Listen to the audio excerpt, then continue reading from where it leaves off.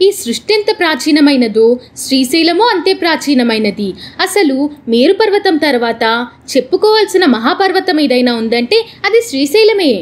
చరిత్రకి కూడా అందనంత చరిత్ర శ్రీశైలానికే ఉంది. అటువంటి శ్రీశైలం గురించి తెలుసుకోవాలంటే ముందర అక్కడ కొలువై ఉన్న పరమేశ్వరుడి గురించి తెలుసుకోవాలి. బ్రహ్మవేత్తలు ఎప్పుడు చూసినా బ్రహ్మము గురించే మాట్లాడతారు, బ్రహ్మము గురించే వింటారు.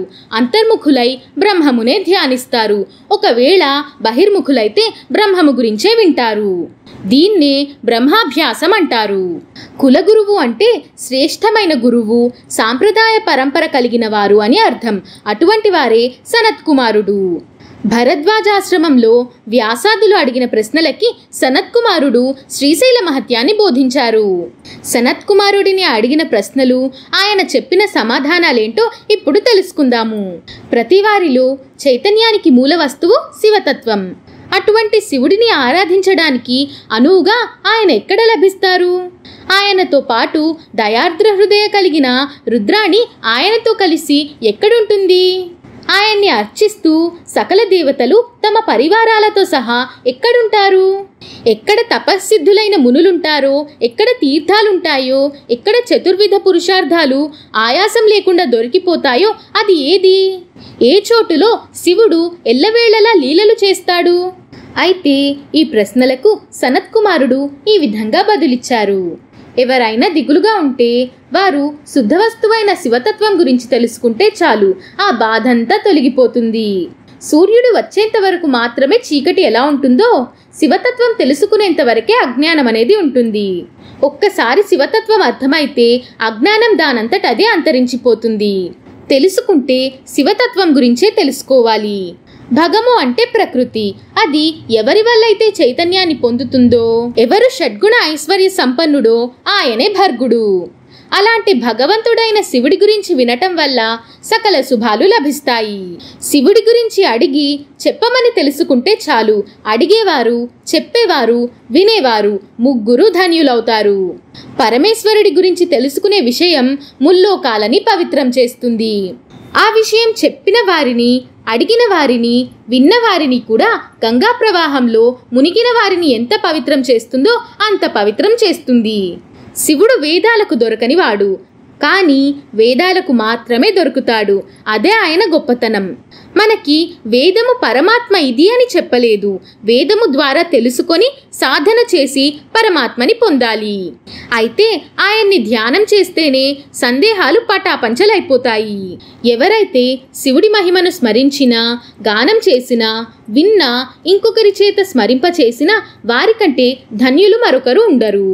భగవంతుడిని శరీరంతో శ్రవణం చేసి, మనస్సుతో మననం చేసి, వాక్కుతో కీర్తనం చేస్తే దాన్నే మహాసాధన అంటారు. ఇదం పురాణం ఇష్టార్థకారకం భవతారకం స్మారకం పార్వతీ భర్తు సర్వపాప నివారకం. ఇది చెప్పాలంటే శివానుగ్రహం ఉండాలి. యశ్చేత శివసన్ సాక్షాత్ దేవదేవో మహేశ్వరః సంజీవయతి వాగ్వల్లీం సశంభుః శరణం మమ అని సనత్కుమారుల వారు అన్నారు. అంటే నా లోపల వాక్కు అనే తీగ కొనసాగాలి అంటే నా హృదయంలో ఉన్న శివుడు అనుగ్రహిస్తేనే జరుగుతుంది. ఏ మహేశ్వరుడైతే నా చిత్తంలో కూర్చొని నా వాక్కు అనే తీగని సంజీవనం చేస్తున్నాడో ఆ మహేశ్వరుడిని శరణు వేడుతున్నాను అని అర్థం. ఇది మంత్రం వంటి శ్లోకం, బుద్ధిని ప్రేరేపించే శ్లోకం. ఒకసారి పార్వతీదేవి స్వామివారిని మీకు అన్నిటికంటే ఏ పర్వతం ఇష్టమని అడిగితే శివుడు స్వయంగా నాకు కైలాసం కంటే కూడా శ్రీపర్వతం అంటేనే ఎక్కువ ఇష్టమని అన్నారు. అయితే అమ్మవారు కైలాసం గురించి ఈ విధంగా చెప్పారు. కైలాసం లేని చోటు ఎక్కడుంది? మీరు లోపల బయట వ్యాపించి ఉన్నవారు కాబట్టి మీరు ఉండే చోటే కైలాసం, అంటే అంతా కైలాసమే. దీన్ని బట్టి మనం ఏమర్థం చేసుకోవాలి? శివుడు ఉండే చోటుకి కైలాసం అని పేరు, అంతేకాని కైలాసం అనే చోటులో శివుడు ఉండడు. శివుడు వలన కైలాసం కానీ కైలాసం వల్ల శివుడు కాదు. శివుడు దీపమైతే కైలాసం కాంతి. ఎక్కడ ఆనందం విలసిల్లుతుందో ఆ చోటే కైలాసం. ఆనంద స్వరూపుడైన శివుడి యొక్క అభివ్యక్తి కైలాసం. ఆయన లోపల బయట అంతా వ్యాపించి ఉన్నారు కాబట్టి లోపల బయట అంతా కైలాసమే.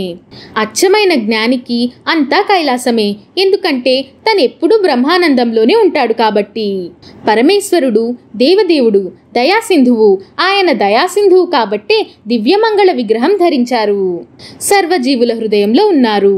లోపల బయట అంతటా వ్యాపించినవాడు దయాసముద్రుడు కాబట్టే రూపం ధరించారు. స్వభక్త రక్షార్థమక్షి విషయం అన్నారు శివుడిని. అంటే శివుడు కంటికి కనపడే విషయం కాదు. కంటికి కనపడితే అది పదార్థం అవుతుంది కానీ పరమార్థం అవ్వదు. మరి పరమేశ్వరుడు కళ్ళ ముందు కనపడ్డాడు అంటే అది కేవలం తన భక్తులను రక్షించడం కోసం కళ్లకు గోచరించాడు. పర్వతుడు పరమేశ్వరుడు సాక్షాత్కరించినప్పుడు చేస్తున్న స్తుతిలో ఈ విధంగా అన్నాడు: జయ జయ జయ శంభో జంభభీత్పూర్వ దేవా, ప్రణత పద సరోజ ద్వంద్వ నిర్ద్వంద్వ బంధో, జయ జయ జయ జన్మస్థేమ సంహారకార, ప్రణయ సగుణమూర్తే పాలయాస్మాన్ ప్రపన్నాన్. ఇక్కడ ప్రణయ సగుణమూర్తి అంటే ప్రేమతో సగుణమూర్తిగా మా కంటికి కనపడుతున్నావు స్వామి అని స్తుతించారు. నిన్ను స్తుతిస్తున్నాను కానీ అంత శక్తి ఈ బుద్ధికెక్కడిది? అనేక రకాలుగా భ్రమించడం ఈ బుద్ధి యొక్క లక్షణం.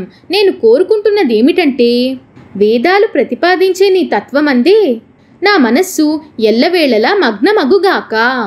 శివతత్వం గురించి మరిన్ని విశేషాలు ముందు వీడియోలో తెలుసుకుందాము. శ్రీరామ రక్ష సర్వ జగద్రక్ష.